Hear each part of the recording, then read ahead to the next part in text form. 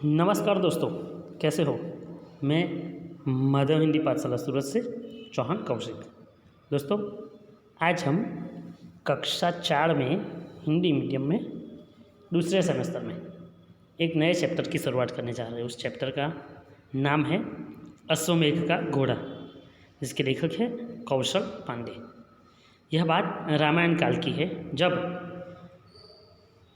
श्री राम को चक्रवर्ती सम्राट बनने की इच्छा हुई, तब उन्होंने यह अश्वमेघ यज्ञ किया था। और यह अश्वमेघ यज्ञ के बाद जो उस एक घोड़ा होता है, वो घोड़े को छोड़ दिया जाता है। वह घोड़ा जो जो राज्य से गुजरता है, उस राज्य में अश्वमेघ करने वाले राजा का शासन हो जाता है।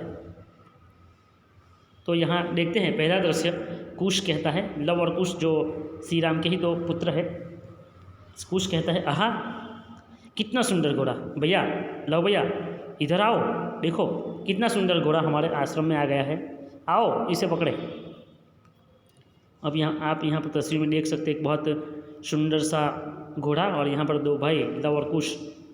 लव कहता है, कुश घोड़े को मत छोड़ना, देखो यह इधर ही आ रहा है, हमें पेड़ के पीछे छिप जाते हैं, घोड़ा इधर आएगा तो पकड़ लेंगे। कुश कहता है, कितना समीप आ गया यहाँ, अभी इसे पकड़ लेंगे, इस पर सवार होकर सारा वन प्रांत घूमेंगे। लव और कुश जो अपने आश्रम में उस घोड़े को आते हुए देखकर एक दूसरे से कहते हैं कि इसे पकड़ लेते हैं। और वो घोड़ा जब नज़दीक आता है तो वो सोचते कि इस घोड़े को पकड़कर हम उस पर पूरे जंगल में घूमेंगे।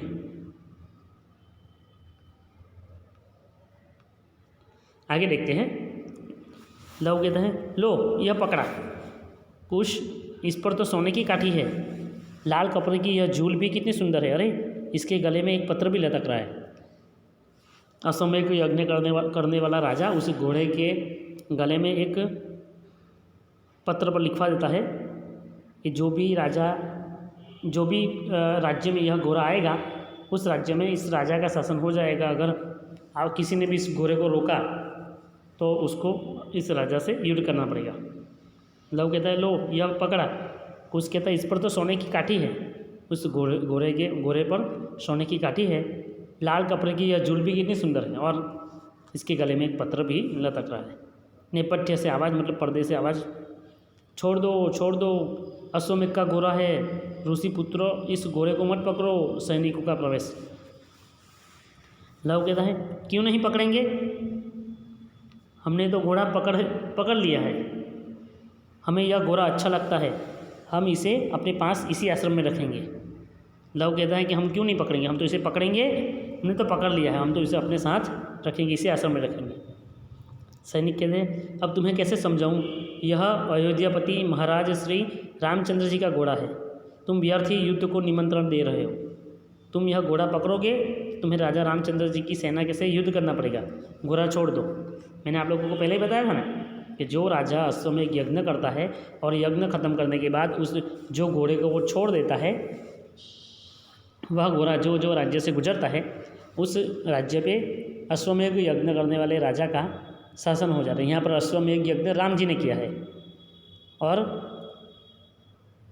एक एक राज्य से होते होते यह घोड़ा अब आश्रम में आ गया है, जहाँ पर लव और कुश रहते हैं। और कहते हैं कि आप लोग यहाँ पर अगर आप इस घोड़े को पकड़ोगे तो आपको हमारे महाराजा रामचंद्र जी के साथ युद्ध करना पड़ेगा, इसलिए घोड़ा छोड़ दो। लव कुश कहता है, घोड़ा छोड़ दो, बस यही रट लगा रखी है, युद्ध से कौन भयभीत है, हम युद्ध करेंगे।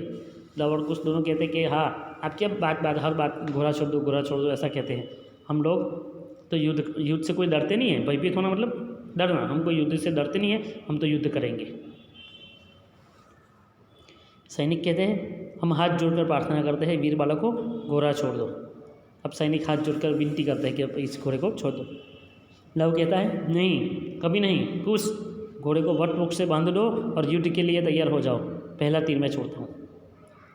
सैनिकों ने बताया ना कि अगर आप ये घोड़े को नहीं छोड़ोगे तो आपको हमसे युद्ध करना पड़ेगा।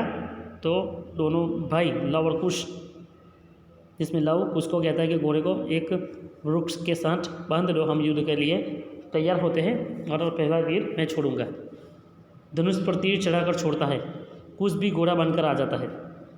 सैनिक कहते हैं, ऋषि पुत्रों, तुमसे युद्ध करना पाप है, आश्रम में युद्ध नहीं होना चाहिए, तुम घोड़ा दे दो, हम लौट जाएंगे। सैनिक लव और कुश से कहते हैं कि तुम दोनों ऋषि पुत्र हो और तुमसे युद्ध करना पाप है, ऋषि पुत्रों से युद्ध नहीं किया जाता और आश्रम में तो कभी भी युद्ध नहीं करना चाहिए, तुम घोड़ा दे दो और हम लौट जाएंगे, हमें कोई युद्ध नहीं करना है। एक सैनिक कहता है, ऋषि पुत्रों, यह पवित्र यज्ञ का घोड़ा है, बालक इसे नहीं पकड़ते। कुछ कहते हैं, क्यों नहीं पकड़ते, हमने तो इसे पकड़ा हुआ है, देखो देखे तुम क्या करते हो। अब कुछ कह देता है कि हम क्यों नहीं पकड़े, हमने तो पकड़ लिया है, हम अपने पास ही रखते हैं, तुम देखते हैं कि तुम क्या करते हो। सैनिक कहते हैं, नहीं नहीं, यह घोड़ा कई सूरवीर राजाओं महाराजाओं की राज्य सीमा लांघ कर आया है, परंतु किसी ने इसे पकड़ने का साहस नहीं किया, तुम इसे पकड़ोगे। सैनिक कहते हैं कि बहुत सारे सूरवीर महाराजाओं के राज्य से होकर यह घोड़ा आया हुआ है, किसी ने उसे पकड़ने का साहस नहीं किया है, तुम उसे पकड़ोगे। कुछ कहता है, सैनिक होकर युद्ध से भयभीत हो, उठाओ धनुष, मैं तीर छोड़ रहा हूँ। कुछ कहता है कि तुम सैनिक हो और युद्ध से डर रहे हो, उठाओ धनुष और तीर चढ़ा, मैं तीर छोड़ रहा हूँ। एक सैनिक कहता है कि इतना तीक्ष्ण बाण, अब इन्हें समझाने का अवसर नहीं, छोड़ो तीर। दोनों तरफ से घमासान युद्ध, सैनिक भागने लगते हैं। लवकुश कहते हैं, देखा ऋषि पुत्रों का बल, भाग गए कायर, चलो घोड़े की सवारी करें। दोनों भाई घोड़े पर सवार होकर चले जा रहे। यहाँ पर लवकुश और अश्वमेध यज्ञ के साथ जो सिपाही आए थे उन लोगों के बीच में युद्ध होता है और सैनिक युद्ध में से भाग जाते हैं। अब ये दोनों भाई ऐसा सोचते हैं कि हम घोड़े पर होकर सवारी करते हैं। दूसरा दृश्य, यहाँ पर पहला दृश्य खत्म हुआ, दूसरा दृश्य शुरू होता है। कुछ सैनिक कहते हैं, यह वन तो बहुत घना है, यहाँ दिन में भी अंधकार है। अरे घोड़े की ताप, यह आवाज़ इधर ही आ रही है, यह तो अश्वमेध का घोड़ा है, ये बालक किस पर कैसे सवार है। कुछ सैनिक जो लवण कुछ अश्वमेध के घोड़े पर सवार होकर जंगल में घूम रहे हैं, तब सैनिकों को घोड़े की चलने की आवाज़ से ही पता चल जाता है कि इसी तरफ कोई घोड़ा आ रहा है और देखते ही वो समझ जाते हैं कि यह तो अश्वमेध का घोड़ा है, तो इस पर ये बालक कैसे सवारी कर रहे हैं। शत्रुघ्न कहता है, पकड़ो, भागने ना पाए, अश्वमेध के घोड़े को इतना अपमान और वह भी मेरे होते हुए। शत्रुघ्न अपने सिपाहियों को कहता है, शत्रुघ्न कौन है, राम का भाई, राम के कुल 3 भाई थे, राम के साथ 4, राम, लक्ष्मण, भरत और शत्रुघ्न। तो शत्रुघ्न कहता है कि पकड़ो, भागने ना पाए, अश्वमेध के घोड़े का इतना अपमान और वो भी मेरे होते हुए।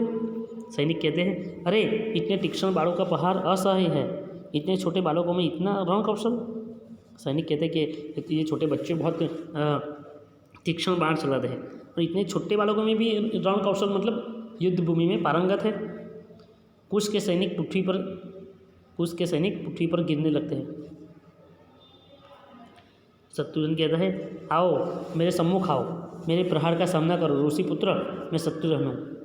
कुश कहता है, वह लगा तीर शत्रुघ्न के अंग रक्षक को और वह भागा शत्रुघ्न का घोड़ा। अरे अब सामने तो कोई है ही नहीं। उसने भी यहाँ से बाण चलाना शुरू किए। लव कहता है, अब तो सब भाग गए, चलो आश्रम में चले, माँ को घोड़ा दिखाएंगे। आश्रम की ओर लौटते हैं। राम का अन्य सैनिकों के साथ प्रवेश। मैं यहाँ पर एक बात बताना चाहता हूँ कि राम ने सीता जी का त्याग किया है। सीता जी आश्रम में ऋषि के आश्रम में रह रही है और राम, लक्ष्मण, भरत, शत्रुघ्न किसी को भी ये पता नहीं है कि लव और कुश यह राम के ही 2 पुत्र हैं। लेकिन यह बात से सब लोग अनजान है। ना तो लव कुश को पता है यह घोड़ा हमारे पिताजी का है, और ना तो सैनिकों और शत्रुघ्न को पता है कि यह जो 2 लड़के हैं वो हमारे अयोध्या के राजा श्री राम के ही पुत्र हैं।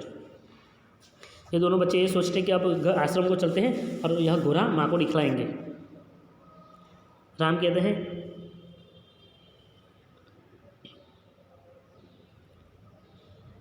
आश्रम की ओर लौटते। अब दोनों बच्चे मतलब लव और कुश आश्रम की ओर लौटते हैं। राम का अन्य सैनिकों के साथ प्रवेश। सैनिकों ने जाकर राम जी को बता दिया है कि इसी आश्रम में 2 बच्चों ने हमारे अश्वमेध यज्ञ वाले घोड़े को, अश्वमेध घोड़े को उन्होंने अपने पास रख लिया है। तो राम अपने सैनिकों के साथ वहाँ पर प्रवेश करते हैं।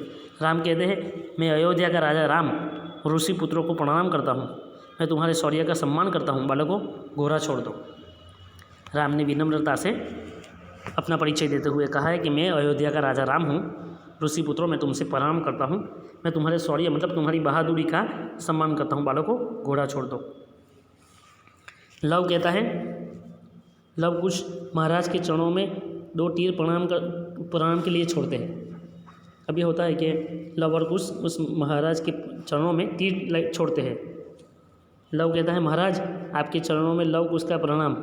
सुना है जो यज्ञ का घोड़ा पकड़ता है युद्ध में परास्त होने पर ही उसे लौटाता है। अभी हम परास्त नहीं हुए हैं, अपनी सेना को युद्ध की आज्ञा दीजिए। जब इस आश्रम में राम अपने कुछ सिपाहियों के साथ लव और कुश के पास आते हैं और उनके पास वो घोड़ा छोड़ देने के लिए विनती करते हैं, तब लव कहता है, लव और कुश दोनों महाराज के पैरों की ओर बाण चला देते हैं और कहते हैं कि महाराज ये तीरों के साथ आपको हमारा प्रणाम। सुना है कि जो यज्ञ का घोड़ा पकड़ा जाता है युद्ध में परास्त होने पर ही उसे लौटाता है, और हम अभी परास्त नहीं हुए हैं, आप अपनी सेना को युद्ध करने के लिए आज्ञा दीजिए। राम कहता है, नहीं नहीं, ऋषि पुत्रों से युद्ध नहीं होगा, मेरी प्रार्थना पर विचार करो और घोड़ा लौटा दो। राम लव और कुश से कहते हैं कि ऋषि पुत्रों से कभी युद्ध नहीं किया जा सकता, मेरी प्रार्थना है, मतलब मेरी विनती है कि पुनः विचार करो, मेरी प्रार्थना पर पुनः विचार करो और यह घोड़ा लौटा दो। लव कुश कहता है, युद्ध के बिना घोड़ा वापस नहीं मिलेगा। लव कुश तथा सैनिकों में युद्ध। अब लव कुश और सैनिक जो युद्ध करते हैं, राम कहते हैं, कितने शूरवीर और तेजस्वी है यह बालक। अरे सेना तो पीठ दिखाकर भाग रही है और रण क्षेत्र खाली हो गया। राम कहते हैं कि यह दोनों बच्चे बहुत शूरवीर हैं और राम की जो सेना है उसमें से कुछ सिपाही तो पीठ दिखाकर भाग रहे हैं और रण क्षेत्र जो है वो खाली होता जा रहा है।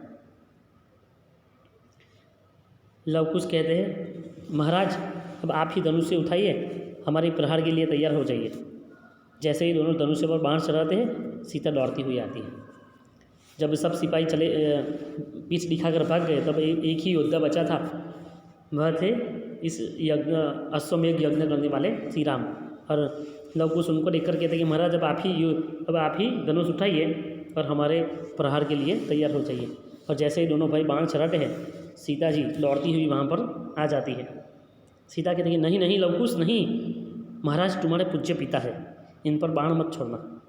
सीता को पता है कि अब ये दोनों भाई राम पर भी बाण चलाएंगे, इसलिए सीता जी तुरंत दौड़ती दौड़ती आती है और कहती है कि नहीं नहीं लव कुश नहीं, महाराज तुम्हारे पूज्य पिता है, इन पर बाण मत छोड़ना। मतलब कि ये तो तुम्हारे पिताजी, उस पर बाण मत छोड़ना। लव कुश कहते, पिता माँ, लव कुश कहते, पिता माँ यह क्या कह रही हो, अयोध्यापति श्री रामचंद्र हमारे पिता। राम कहते हैं, मैं इन तेजस्वी बालकों का पिता। सीता लव और कुश भागकर अपने पिता के चरणों में गिर पड़ते हैं। रामचंद्र उन्हें गले से लगा लेते हैं। राम कहते हैं, इतने सूरवीर और शक्तिशाली बालक मेरे पुत्र, आज मैं धन्य हुआ। लव कुश कहते हैं, महाराज हमें क्षमा कीजिए, पिताजी हमें क्षमा कीजिए। यहाँ पर दोनों पुत्र लव और कुश जो राम से मिलते हैं और उनके चरणों में झुक जाते हैं और उनसे माफ़ी चाहते हैं, हमें माफ़ कीजिए, हमें क्षमा कीजिए, हमें नहीं पता था कि आप हमारे पिता है। अश्व मतलब घोड़ा और नेपथ्य मतलब पर्दे के पीछे का भाग। मैंने बताया था कि कायर मतलब डरपोक, अंग रक्षक मतलब व्यक्ति की सुरक्षा करने वाला व्यक्ति। जैसे बड़े बड़े व्यक्तियों के कुछ अंग रक्षक होते हैं ना, उनकी रक्षा करने वाला। परास्त होना मतलब हार जाना। बाण मतलब तीर। अयोध्यापति तो अयोध्या का राजा। क्षमा मतलब माफ़ करना। अश्वमेध मतलब प्राचीन काल का एक प्रधान यज्ञ जिसमें घोड़े के मस्तक पर जय पत्र बांधकर उसे समस्त भूमंडल पर घूमने के लिए छोड़ देते।